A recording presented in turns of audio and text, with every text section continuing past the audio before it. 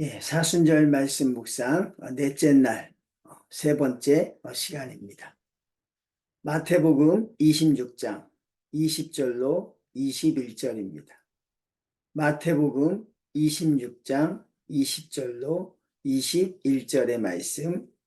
저물 때에 예수께서 12 제자와 함께 앉으셨으니 그들이 먹을 때에 이르시되 내가 진실로 너희에게 이르노니 너희 중에 한 사람이 나를 팔리라 하시니. 아멘.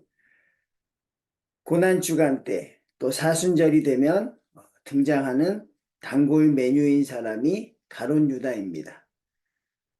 바로 예수님을 배반했던, 예수님을 배신했던 12 제자 중에 한 명입니다.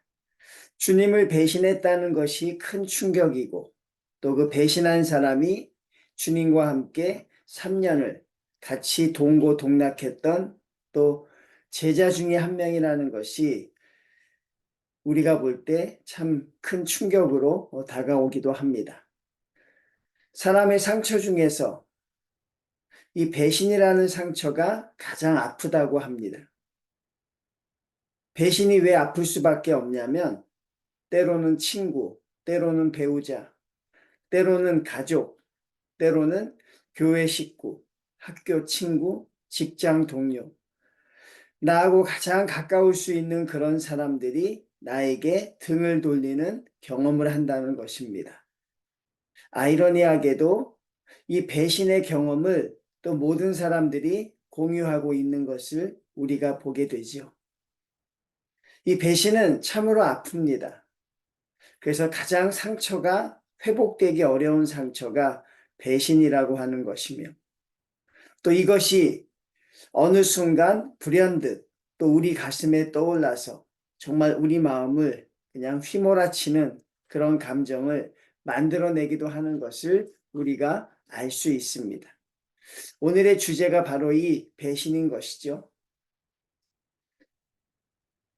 우리의 예수님께서도 그런 배신의 아픔을 당하셨다는 사실입니다. 그리고 주님은 우리처럼 뒤통수를 맞으신 것도 아니고 우리처럼 모르고 당하신 것도 아니라 주님은 미리 아셨다는 사실입니다.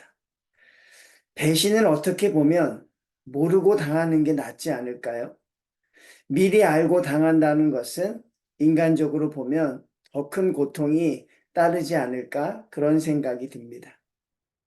이 배신의 발표가 바로 6월절 성만찬 자리에서 이루어졌습니다. 우리는 결론을 아니까 이것이 주님을 십자가 지시기 전에 마지막 성만찬이라 그 분위기가 굉장히 침울했을 것이라고 하지만 제자들에게는 그저 즐거운 만찬의 자리였을 수도 있다는 생각을 하게 됩니다.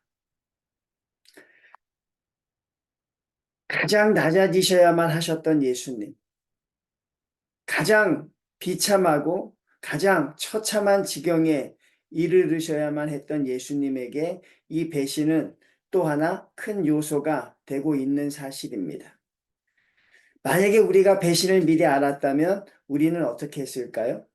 그 사람을 공격하거나 배신을 당하지 않으려고 우리는 아마 노력을 했을 것입니다. 그렇지만 주님은 그저 당하실 수밖에 없는 그런 배신이셨습니다. 주님은 알면서도 당하셔야 했습니다. 그러면서 그 고통을 홀로 느끼시는 그 예수님의 마음을 우리가 조금이라도 좀 알 수 있는 이 사순절 기간이 되셨으면 좋겠습니다.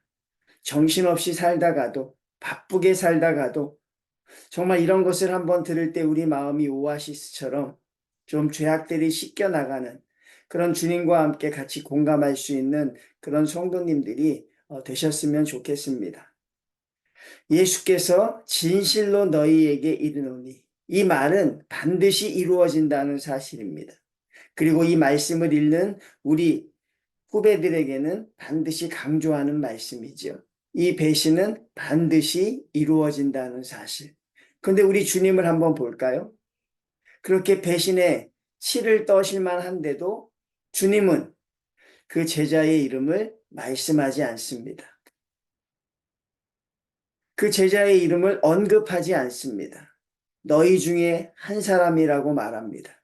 그러니 끝까지 제자들을 사랑하셨던 주님의 모습을, 그 주님의 사랑을 우리가 거기서도 느낄 수 있을 것입니다.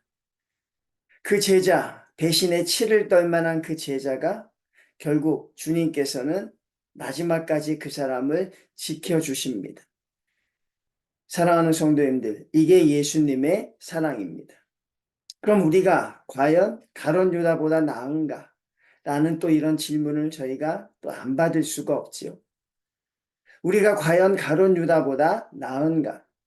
주님이 우리를 모아놓고 말씀하실 때 너희 중에 누군가 나를 배반할 자가 있을 것이라고 말씀하시는 그 질문에서 우리는 정말 자유로울까? 베드로처럼 나는 그러지 않겠다고 소리는 지르겠지만 정말 그렇게 살 수 있을 것인가? 그것은 우리가 장담할 수 없는 것입니다. 저와 여러분도 언제든지 가룟 유다가 될 수 있다는 사실, 언제든지 주님에게 등을 돌릴 수 있다는 사실, 그것을 아셔야 한다는 사실입니다. 그래서 우리가 기도하는 것이죠. 하나님, 우리가 하나님의 성도로서 하나님을 언제나 찬양하고 하나님의 자녀로서 살아갈 수 있는 이 귀한 특권이 우리 가운데서 사라지지 않기를 우리는 늘 기도해야 한다는 사실입니다. 이 예수님의 사랑과 이 예수님의 침묵이 더할 나위 없이 감사하게 느껴집니다. 잊고 살았던 것을 다시 한번 우리가 깨닫게 되는 그런 주님의 사랑을 깨닫습니다. 그리고 그렇게 한없이 당하시는 주님이 너무나도 인간적으로 우리가 연민의 정을 느끼지 않을 수 없다는 사실입니다.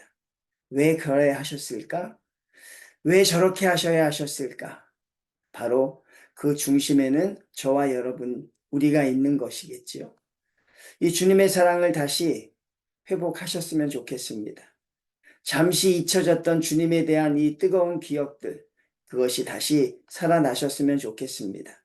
끝까지 침묵하지 않으시고, 그 이후에 성만찬을 베푸시고, 그 이후에 또 성찬식을 베푸시면서 제자들을 끝까지 지켜주시는 예수님, 그 예수님이 우리의 구세주가 되시고, 우리가 언제나 기도할 수 있는 나의 친구 되신다는 것이 오늘은 참으로 너무나도 귀하게 생각이 됩니다. 성도님들, 여러분 다시 회복하시고 다시 깨우십시오. 그리고 하나님의 성도로 하나님이 기뻐하시는 일을 행할 수 있는 우리 모든 성도님들, 또 우리 그런 시간들이 되시기를 주님의 이름으로 축원을 드립니다.